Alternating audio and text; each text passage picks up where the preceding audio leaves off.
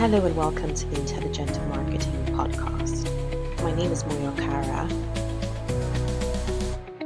I'm genuinely excited to talk to you today, Francesca, because when I think about my vision board of people that I just think are incredibly wise, knowledgeable, and intelligent, you're probably like number one on that list. And I'm not saying that to like fams you. I'm really saying that coming from a place of someone who has built a relationship with you over the years. You've been somebody who has been very pivotal in how I approach corporate situations, but even situations outside of corporate. Thank you so much for making the time to speak to me today. You know, before I just go on, and let me stop fangirling you and let's keep this conversation focused. So to those joining today, we're going to be talking about the 2025 Business Communication Playbook, essential elements you just can't ignore. And Francesca is a heavyweight in the world of communications. She is the head of communications, product equity, and DEI at Meta.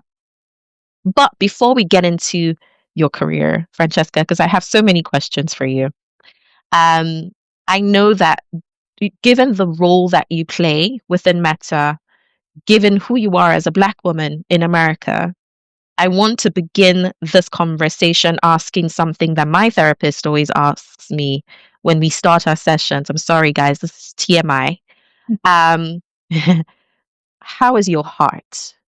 Because I can imagine it must be a tricky time to be a Black woman in the United States of America, and even more so, you are essentially leading comms for DEI. How are you feeling? Well, first of all, thank you for having me on. I'm just honored to be here, to be in this space, to exist in this moment, and for you curating this platform. I think we oftentimes doing the work that no one actually sees that is work. So thank you for creating this space and this platform for us. And I'm thrilled to be here. And you know that you're one of my favorite people in the world. I'm great, Moyo. I think that anyone who works in the DI space understands that this didn't just happen. There's something in the Bible that says like, you watch the weather. There's been a shift. I don't know that there's any sort of like person who works in the DI or like diversity space or inclusion space or equity space or justice space that this caught by surprise. So I'm great. I think how I see the world is that seasons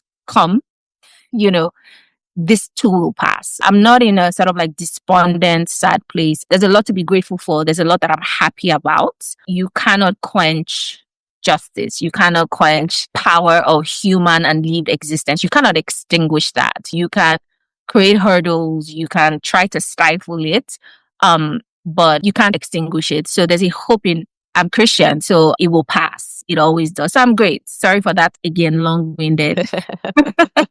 I live for long-winded responses. I particularly love that. I love how you framed that as well, because I think sometimes we're much more than the things that happen to us. I think how we respond is so important. And I love how you said you can't extinguish justice. I almost want to pick that up and frame it somewhere so that I look at it every day.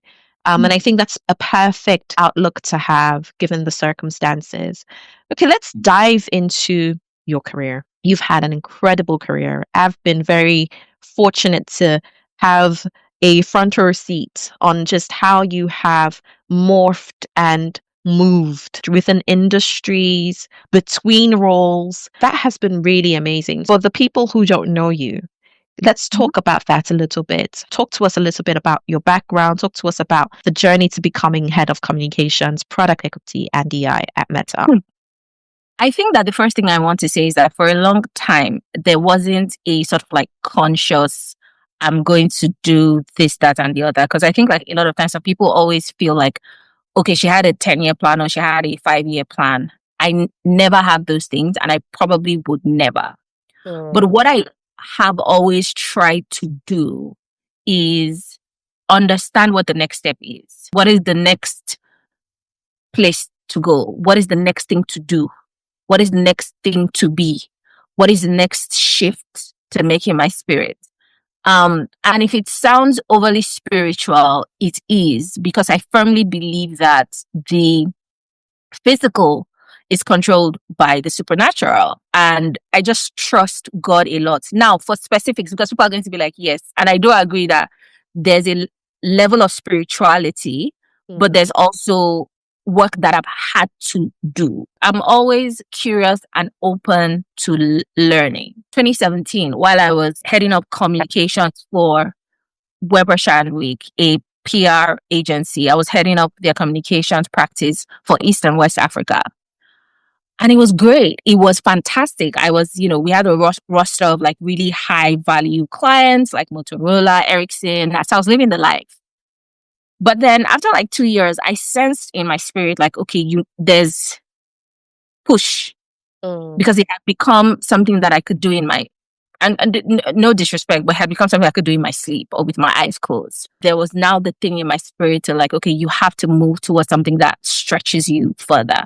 And nobody likes stretching. And I, also want to caveat that, like a lot of time when we think about growth, we don't remember it will stretch, it will challenge, sometimes it will stress, but you won't break. You may bend, but you won't break. You may bend, but so I've always listened to what God is laying on my heart and then taking the steps towards that. For example, that's what happened with Weber Week, and then I moved to Uber. And that has just been the recurrent theme with my career. It hasn't always been easy. I was leading up comms for Uber in Sub-Saharan Africa, and then I moved to the States. That wasn't easy. That was brutal. And nobody warned you, like, you're a superstar in Sub-Saharan Africa, but like when you come here, it's like, no, you're going to start from the bottom, all the way from the bottom. So if I could sort of crystallize that thought, I've always listened for what is next.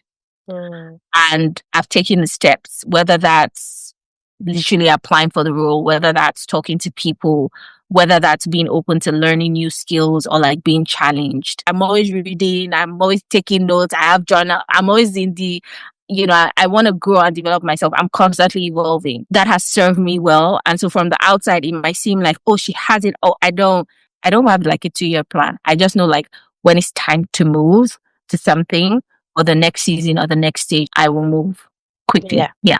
I love how you say that it's constantly evolving. I was reading something recently about how to not get stressed. And it was a conversation with a founder of a multi-million-pound business. And she was asked, do you ever get stressed? Because surely this is a stressful role. And she said, well, actually, no, because she always focuses on where her foot needs to land next. I captured that thought. It reminded me of how you spoke to your career journey, how you don't necessarily have like a mind map of, okay, this is where I want to get to in 5 months or 5 years or 2 years or whatever. It's more about where am I going next and how do I position myself for the next thing, and also listening for that inner voice in your case, because you are a faith-led woman listening to the Holy Spirit. You said something that is a nice segue into the next question around how it's constantly evolving. And I want to capture that thought a bit and speak to how the business landscape is evolving very quickly. I think this is probably the quickest it has ever evolved, with intelligence systems and competition between tools and technologies, amazing things that they can do, and how that is influencing how we conduct business today. What is one trend in communication that you think businesses cannot afford to ignore in 2025? I'm going to answer that question differently because full circle of honesty, I hate trends. I despise trends because they aren't sustainable and sometimes they're fickle. So it's like, what is the market saying now? What are we going to do now? It's unsustainable. What I would say is, instead of trends, look at value and what is sustainable. So for example, how does a business want to remain valuable or useful to its target audience, and what does it need to do or be to be that? And that also applies to individuals as well, right? So if we remove sort of like that trend pillar and say, for example, I'm a makeup business and AI is huge now, right? But how does that apply to me? how, like, some people might be like, well, that doesn't apply to me, but it does. Maybe in your booking system, maybe integrate some automated AI functionalities that make it easier for people to book, or have some AI generated questions that make it easier for people to engage with your brand. So for me, instead of trends, I would say stay curious, be adaptable, right? People who, and I hate you sort of using this example of like Blackberries and like Nokia phones, because like we always say things like, oh, they don't really adapt. And they, whatever it was. Because again, we don't know the inside details, but you have to be adaptable. You have to be flexible, and you have to listen, look at the weather. If it's about to rain, you're going to be prepped for it. You're going to have your rain boots on, your raincoats on, your umbrellas. If it's really sunny, you move accordingly while still maintaining like your brand ethos. And the thing that I want to say to that finally is, don't be afraid to fail. We see too many brands and businesses and even individuals. It's like, okay, everybody's on the AI train, so I'm going to hop on it. You don't necessarily have to hop on it the way company B or brand B is hopping on it. And sometimes you fall flat on your face, and sometimes you make the mistakes. But again, being adaptable means that we look at life as a learning process and a learning journey versus like, oh, I have to figure all of this out. So be adaptable, pay attention to what is happening, listen to your market, listen to your consumer, listen to your target audience, and don't be afraid to fail. And lastly, this is, I turned 40 last year, so I'm just really existing in the space of like wisdom and all whatnot. Have fun with it. A lot of the times we're too strung up and we just don't, there's no joy in the process. And that shows. It shows in whatever people or brands do. I like that approach, and I like that you sort of touched on the fact that certain things will always be evergreen, right? So, obviously creating an agile strategy that can easily adapt but maintaining your brand ethos, and not feeling like you have to sort of jump on the bandwagon because everyone else is doing it. But it's like, how does this connect for me to my business, and how does it also create value for my consumer? What are the core elements of a strong business communication strategy, would you say, especially now in 2025? First thing I would say is authenticity. And I know that it's kind of like a bandied word. It's like, oh, authenticity. But like when people hear, see, or engage with your brand, there's something that is authentic. So for example, when we see the Nike ads, there's something that is authentic about whether it's the underdog succeeding, or like this latest campaign with women is like, they say you won't succeed, so succeed. They say you won't do it, so do it. Right.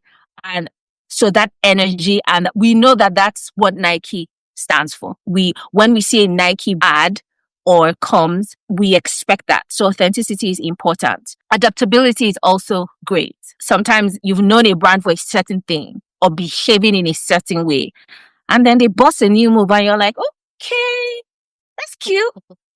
Works. That works because guess what? There's the movement of like, at one point it was the millennials, and then it was the Gen Zs, and then it's alphas and betas, like after them.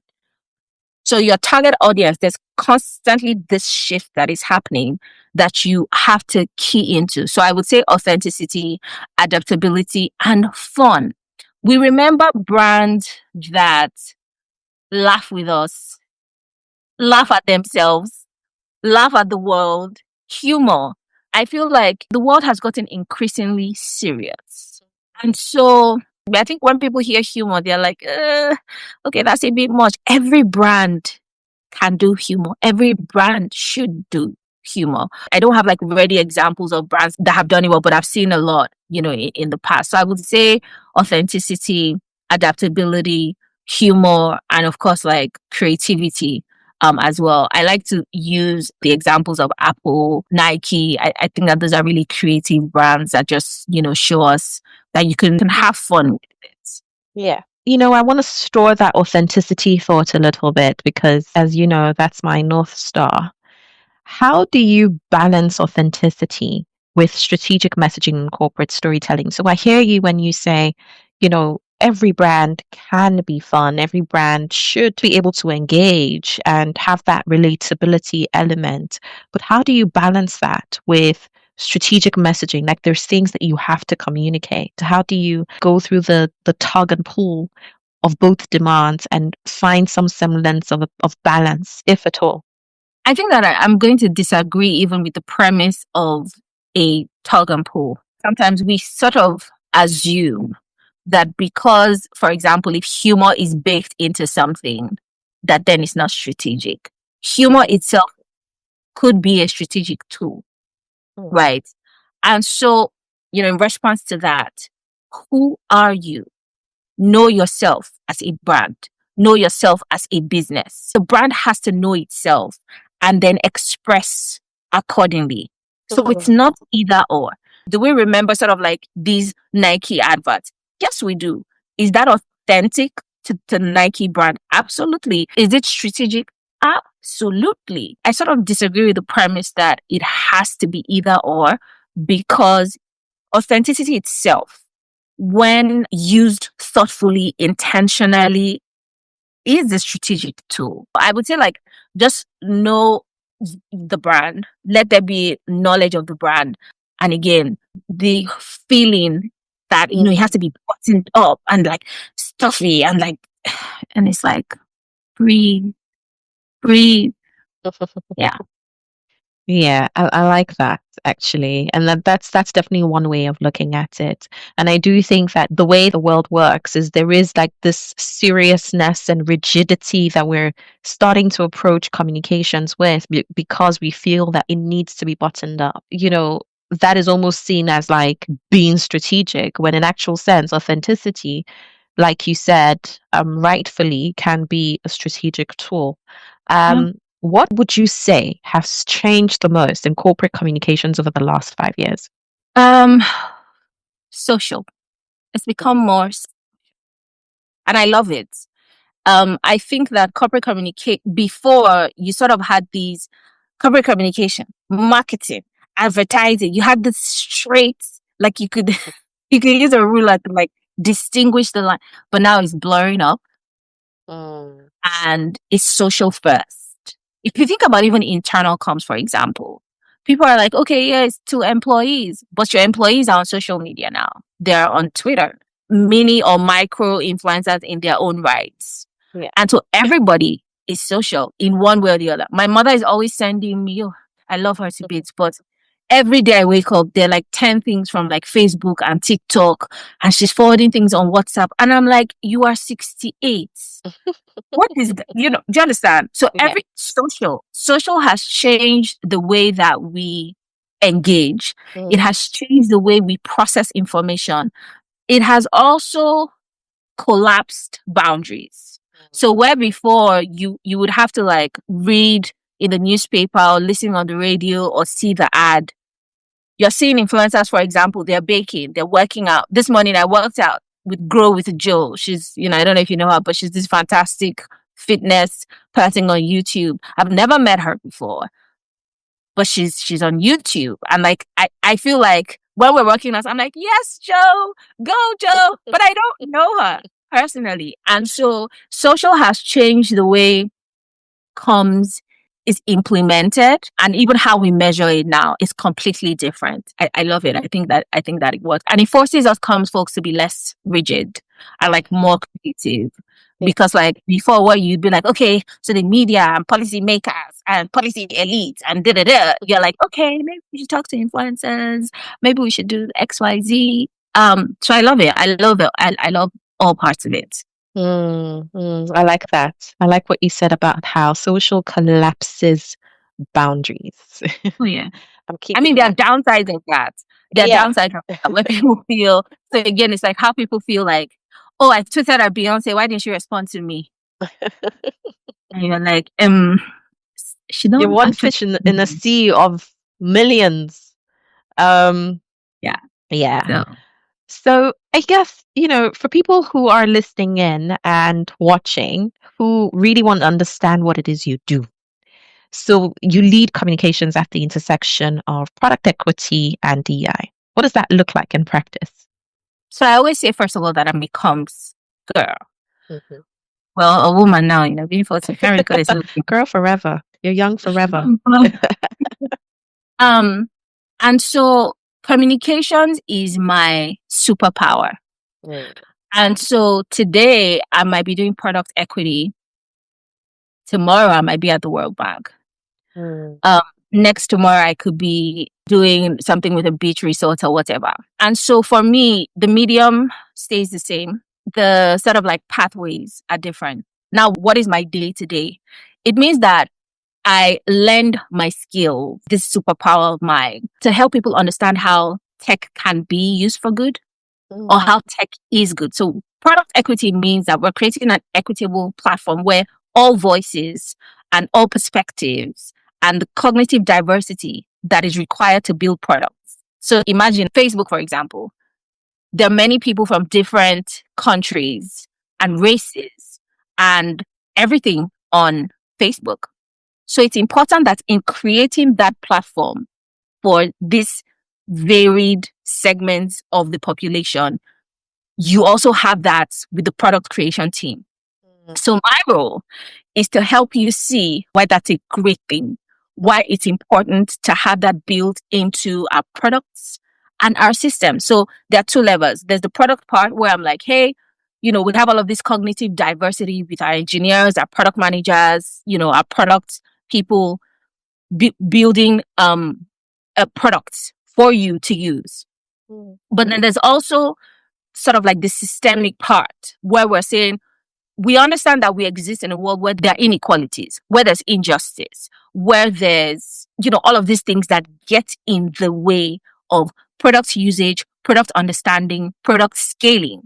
And so my work also addresses that because equity is important, regardless of what is happening in America today. Equity is important. Diversity is important. We're different people. And people think of diversity sometimes, and I think, that's why America is such a fantastic place. People think of diversity as just racial diversity, but like there are many levels to diversity. There's economic diversity, there's social diversity, there's gender diversity. And even within those buckets, it's sort of like further segmenting. So that's what my work entails. And why it gets challenging sometimes, because again, I want to make sure that there's, people be like, oh my God, that sounds fun. It is fun. But the stressful part is that you have many stakeholders and things that are important to many stakeholders across the world. Something that is important to folks in Japan may not be as important to folks in the UAE. And so how do you bridge that? So a high level of understanding cultural nuance and being respectful again of the cognitive and lived diversity and experiences of different people helps me do the work that I do. And I love it actually. So I was going to touch on that because as you mentioned the different pathways, I gave examples of different pathways. You used the example of the beach and World Bank, and it could look very different the next day. I was going to ask that's actually to me, and I guess it's also from having done comms for as long as I've done comms, that actually sounds like a lot of work because you have to wear different hats at any given time. And then you just introduced a new layer to say you have to also be aware of the nuances and norms across the different levels and layers of diversity. It's not just about countries, it's not just about races, it's not just about ethnicities. Like if you actually take it even more granular within countries, there is diversity of thought, of cultures. So thank you for speaking to that. And thank you for also sharing how you're able to navigate that, because that was going to be my next question. The more you talked, I guess for the next person, it could be exciting, but I was just thinking, oh my goodness, that sounds stressful. like a lot. It's absolutely stressful. And which is why it's hilarious to me when people say things like, oh, she got to be XYZ because of DEI. There's no one I know within the DEI space or the equity space or justice space who first of all isn't most times the most qualified person to do that work. Period. And also, it's not easy work. It's a very difficult work. You have to have, obviously, the skills, but you have to have a gifting for it. You have to be gifted.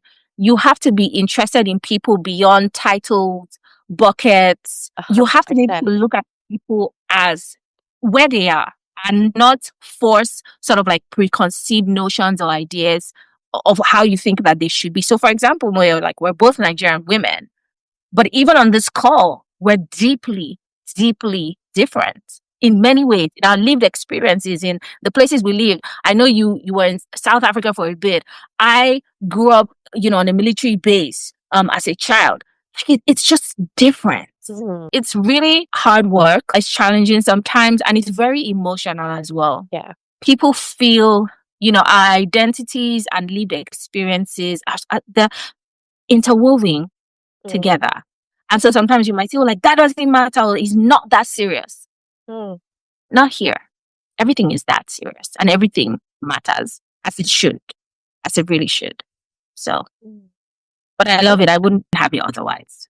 I like that you pinpointed that there's an emotional layer to it. And I guess my next question for you would be, how do you then balance the work that needs to be done against the emotionalness of it all? How are you able to, if at all, if that helps your work in any way? I don't even know that you can put sentiment aside because it is sentimental work. How are you able to balance that in such a way that you're not also burnt out emotionally? Yeah. Again, like all DI people are burnt out. First things first, because the volume of work that you do is insane. There's no person in the equity or justice space who's going to be like, first thing. So let's get that out of the way. Secondly, I want to also debunk. So I don't think there's a difference between emotional and sentimental. Because we think of sentimental as soft. Sometimes it isn't. In fact, most times it isn't. It's gritty. It's, how, I was talking to a friend of mine years ago, I was saying things around, how men should be more vulnerable and this. And he was like, but why do you think vulnerability has to present as soft? Why? And that was such an aha moment for me because I was like, yeah, where did I learn that? So a lot of people think that work within the equity, inclusion, and diversity space is like, la da da, oh, I get you, this like Oprah Earth Mother. It's not. It actually isn't. In responding to your question, I don't think it's a thing of balance. So I'm not separating anything. I'm coming to you as I am. My father was in the Nigerian Navy. I traveled around the world. I lived with different people. I'm coming to every situation with that. You are coming with whatever lived and professional experiences you have. And so our work in life and humanity is to then say, okay, where is not even the middle ground? How do we put everything in this melting pot? And why is that important? It's less about, my emotions. And I also want to debunk a little bit. Emotions are important because they tell you something, whether it's anger, whether it's exhaustion, whether it's joy, whether it's anxiety, whether it's suspicion. It's a trigger for something. That has been my experience, but it's not easy. I want to keep saying that. I want to keep saying that because people think it's just, let it out, we're going to all this kumbaya. No. Yeah. And I like the concept of integration versus compartmentalization or separation. Like you bring your whole self to the role. And I guess that's why you also mention it's a gifting. It will demand of you everything that you have to give it because when I think about roles in justice, I see them as almost service. It's one of those roles where I feel like it's beyond corporate. I think that it's also a service to humanity. So I like how you frame that. How do you think brands can avoid performative DEI messaging and build real, meaningful engagement? So I want to say something that might be contradictory to my work. I think that capitalism is at odds with real equity and inclusion. Mm. It's at odds. Capitalism is like, I want you for your talent, and that's it. Like your productivity, and that productivity gives me profits. So impact is not capitalism's focus. Profit is. Mm. And so, which is why you are seeing the dismantling of DEI globally, because it never was about impact. It always is about profit. Mm. So, in a sense, most organizations are performative. Now, does that now mean that, there's a part in the Bible that says whether it's, the gospel is preached falsely or accurately, the gospel is being preached, something like that. Mhm. And so we can say organizations are, they're performative, but there's still work to be done. We still demand justice for certain parts of or all parts of our society. There's still minorities who are grappling with systemic biases. Those things will always be there. So whether or not the organizations are performative, that work still needs to be done, and it will be done. It may change names or titles or sort of like the buzz, but it will always, exist. How can an organization stay away from being performative?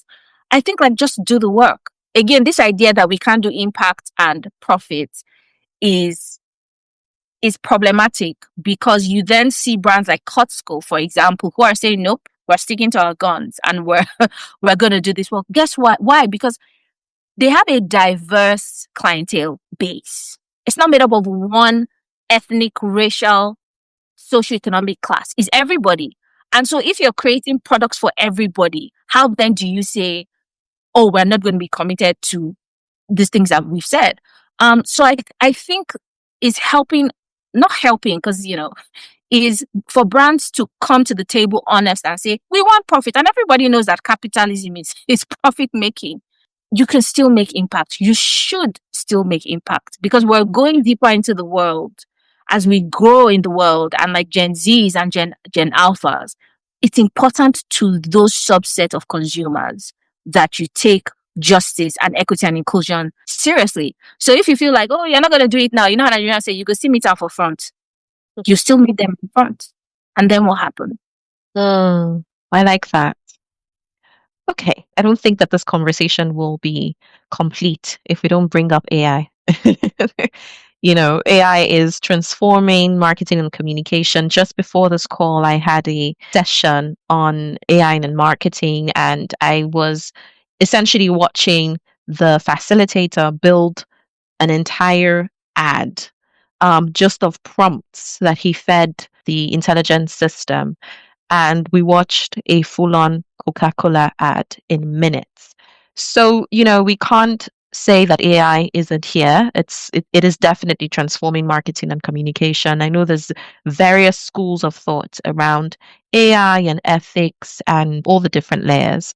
But how do you think businesses should leverage AI without losing the human touch?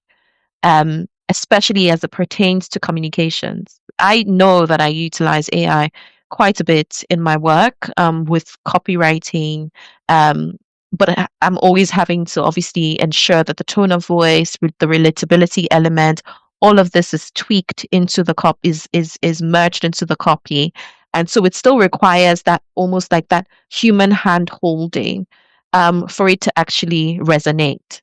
How should businesses leverage AI without losing that human touch? I think that you've actually like answered Answered that the question. that don't, because you see, so as a comms person, I can tell AI copy in seconds. Yeah. Like when you read it, you're like, okay, robots wrote this. You can just tell. And AI, however intelligent it is, it doesn't really understand cultural nuance. And when I say cultural nuance, so it might write something that sounds like, okay, this is going to resonate with like Black Americans. But when Black Americans read it, they're like, something ain't right. So Yeah. use Something ain't AI right. as something ain't right. Use AI as a tool, Yeah. but Yeah. don't forget that human beings, because again, we have the beauty of lived experiences that comes through in copy, in content, in engagement. And so don't lose that. Don't lose that. AI is a great tool. It helps you, time, you save time, it makes you more efficient, but don't sacrifice organic, original, authentic human connection for efficiency. Yeah. Again, how do we integrate? There has to be this balance and integration. So I would say that. And that's why I laugh sometimes when people say AI is going to take jobs. It's not. Because if you are a comms or marketing person and you truly understand like how campaign, so even this campaign that was created by this, facilitator instructor, there's still going to be human elements that are needed. So for example, if he created or she created this thing, using like AI prompts, and it needs to go live somewhere like in India. Do you think that you're not going to need a marketing director in India to infuse certain elements that the target audience in India will connect to? Or if, for example, you're going to launch it in Worry, for example, what does AI know about, Worry people, Worry lingua, or how it is used precisely? Yeah. AI is a tool, but like people, there's a reason why people are flesh and blood. 100%. I completely agree with that. I think AI should not be seen as an entity in and of itself or even a function within an organization. I do believe that it is a very useful tool. It is worth, in whatever role or capacity that you play, that you become conversant with the tool and you learn about prompting, you learn how to utilize it in your own field.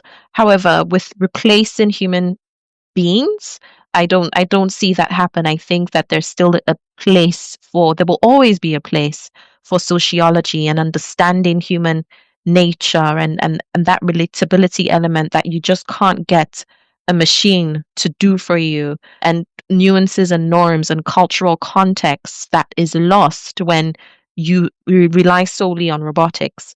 And just keeping that train of thought for a little bit, are there any new platforms or communication tools that you think that brands and comms specialists should be experimenting with in their roles? That's an interesting question because again, like I'm cautious of giving sort of like this blanket, use this, do that. And I've said this like at the beginning, know yourself as a brand and then know where you need to be. So for example, if we use sort of like platforms, product platforms, contrary to what everybody thinks, not every brand should be on TikTok. And I know people be like, what are you saying? Like video is the thing. But not every brand needs that level, whatever it is. It doesn't need to be there by itself. So I'll use that, maybe they are on TikTok, for example, but like Hermes, whether Hermes is on TikTok or not, the Birkin babes are doing the work that needs to be done for that brand on that platform. And so I think you have to understand demographics of your brand, your target audience, what sort of conversations you want to have, why it's important, then marshal accordingly. Same thing for AI as well. So for example, somebody who is selling tiger nut juice in Worry, and then you want to use AI, ChatGPT, just like that. No pidgin English, no understanding, say you fit use tiger nuts, take chop coconut rice. It's just like, okay, what are you doing? You're losing the community that you're supposed to be engaging. So I think there has to be a thoughtful approach, and it shouldn't just be, oh, let's go there because everybody is going there. Some brands, for example, don't need to be on X. Well, especially now that is cesspit. But just knowing where you need to be, and again, adapting accordingly. I always like to say it's so important to start with your brand Bible. Whenever I build a brand, I always do a thing that has that, I call it my brand Bible, where I almost unpack the brand. Together, we kind of think through what is our speak, what is our tone of voice, what are our brand values, what are our brand objectives, I always like to go back to the genesis and the foundation of a brand to assist with making decisions on what are the platforms that are best used or is best fit for this brand type, and who it is that we want to engage with, who we want to speak to. So you're absolutely correct. It's so important. I like when you said people need to have self-awareness, but I think that brands also need to, I like to think of brand as entities in and of themselves. Like brand needs to know itself too, and have that level of self-awareness to know what to jump on, what trends to take on, what trends will be a miss. Who are we speaking to? I always like to go back to the very genesis of why we exist and what is our why? Where do we want to play? Who do we want to speak to? And then use that to sort of create a roadmap as to what we'll take on and what we won't. I really like what you said about, you know, trends being a bit of a fad, you know, it comes and goes. It's really understanding for your own specific use case. How do we, who are the people we're speaking to? Where do they live? How do we go meet them in their house, essentially? And how do we want to Yeah, engage with them? absolutely. But you know, I've loved every bit of our conversation. That brings us to the end of the serious questions. There's something I always like to do towards the tail end of our conversation, which I call the rapid fire fun session. I'll ask you 2 to 3 questions, Okay. and you just have to respond in one sentence or one word. Because I know we're long-winded girlies. We can, if you leave us, we're gonna be here for 2 hours just yapping. So my first question for you, and I'm actually really eager to hear your response to this one. What's one corporate buzzword you wish would disappear in 2025? Circle back. I had a feeling. I had a feeling because it's mine. It's Let's mine circle back. too. It's a very American term, I Yes, think. it's Oh, mine. let's circle back. It's mine. Circle back. Kill it. Oh, Behead it. Kill it. kill it. Kill it. Okay, my second question is if you could give a TED talk on something not related to your field. I have a feeling I know what your answer will be to this one. I'll see. If you could give a TED talk on something you not related to your field, what would it be? Joy. Huh. Joy. Okay. How to experience joy. And I know that's Okay. not what you expect. I'm sure you're expecting like women, something, gender, this and I that. wasn't. No, I was actually going to say authenticity because I think you're one of the most authentic people I've ever met in my life, period. Yeah, I thank you would for love taking to that. hear you speak to that. I just want to do joyful stuff now. Good. Right. Yeah. Okay, I like that. I'd listen to you speak on joy. That'll be interesting. Yeah. Okay. What is one book, podcast, or article that's really inspired your approach to communication? That's a hard one. Yeah. I would say none. I read a lot of everything. I read chick flicks. I read Nora Roberts, Daniel Steele, John Maxwell. So I'm like all over the place. And I found that when you read broadly, you pick up stuff. When you listen to different podcasts. So I'm not really a podcast listening person because like my attention span, just sitting down listening to something, I can't do it. But like TV as well. So if I'm watching The Crown, for example, I'm like, oh, that's interesting. If I'm watching Love and Hip Hop or like Wags, I'm like, oh, that's cool. So it comes from everywhere. I don't feel like there's just one source. Oh. Again, just because I'm immersing myself in the world so deeply. That's the perfect response because I don't know that I have a response to that actually either. And I was like, huh, should there be a book? Should there be should there be a Very. podcast or an article? I can't really name one thing that has really inspired my approach to communication. I think you need to kind of pick from various places and really kind of engage with different kinds of people and norms and nuances as possible for you to do an Yeah. excellent job. Okay. So that brings us to the very end. I have just one more question for you in closing, which is, for everybody that's joining, marketing and communications professionals, want to level up in 2025. And I know that anyone who's listening to this, even if they're not in marketing and communications, they've definitely taken one or two things today. But what is one piece of advice in parting that you'd like to give to them? Embrace failure. Probably wanted me to say, do these 10 things or do 7 things. We are too afraid. And I say this to myself as well. Do the interview. They may pick you on, they may, you may get selected or not. Apply for the role. You may get it or not. Travel, you know, do it. Just do it. You might fail, but a lot of us are so afraid of failing that we don't even try. We don't even try. We don't try to learn. We don't try to message the person on LinkedIn. We don't try to embrace failure, shoot your professional shots or personal if that's what you want to do. Failure always prevents us from moving forward. A lot of us, because in our heads we're thinking like, what if I fail? And so what? Embrace failure. What I know that again, not a specific thing, but like I'm also learning that. I'm learning to embrace failure.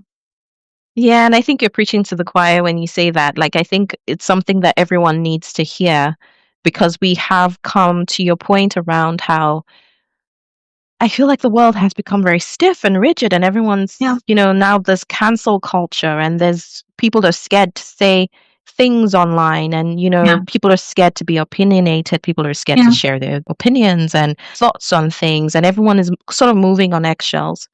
And as a result, we've all sort of, in many ways, become very performative. And with that, it also becomes like dimming or extinguishing your light and the very thing that makes you you. So it's like, go for it. Whatever it is that you want to achieve in the world, nothing is impossible. Like, with everything becoming so accessible, it just means that your, the sky is your limit. And sometimes, I would say like for high achieving people, because I tend to be like a type A person. Like I'm doing that's like me. But like we're so hamstrung by failing or like not getting it right. Like it not being perfect. Let it go. Let it go.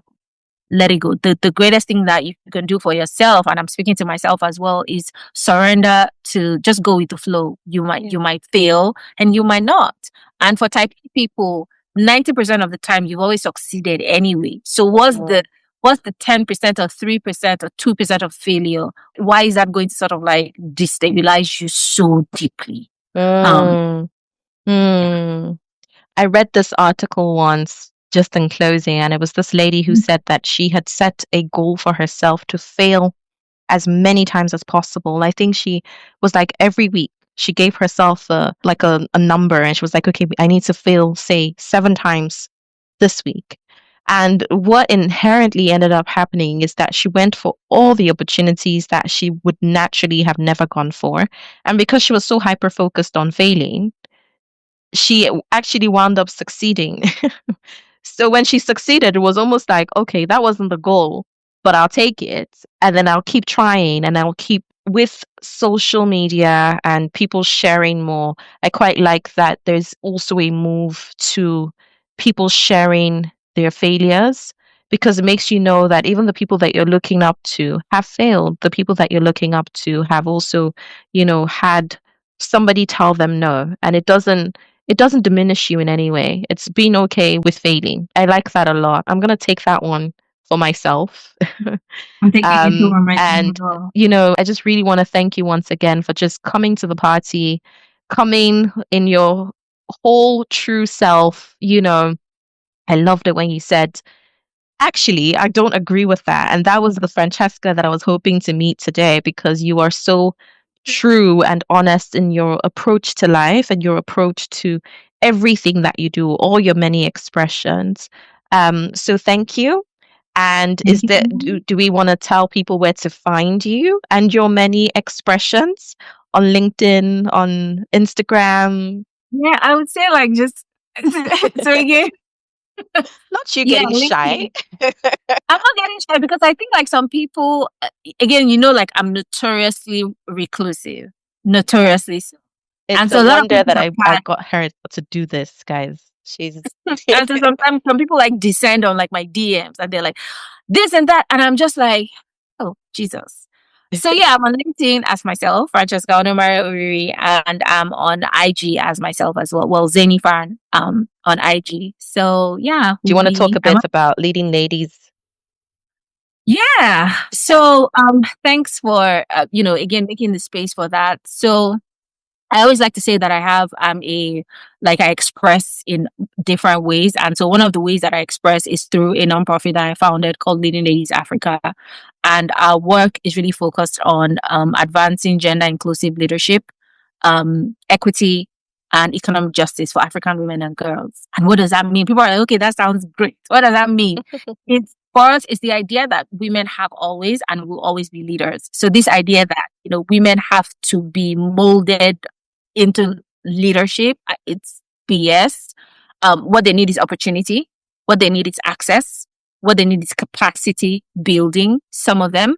And so our nonprofit we see ourselves as an accelerator to just help women move into the spaces so that they lead more effectively and there's more wholesome impact. And of course, we do that through programs, through advocacy and communications and content. So please, that one, check us out on all the platforms. We're Leading Ladies Africa on Instagram, on X, on Facebook, on LinkedIn, and on TikTok. Okay. So yeah, check us out. Fantastic. Thank you so much, Francesca, for doing this. I know I had to bring you out of your little hermit enclave. So thank you. Thank you for just honoring my invitation. Thank you for lending yourself to this today. I know how busy you are. I know how busy it gets. So I feel very, very honored that you have granted me audience today. Thank you for your time. Thank you so much. Thanks, Francesca. Bye. Bye.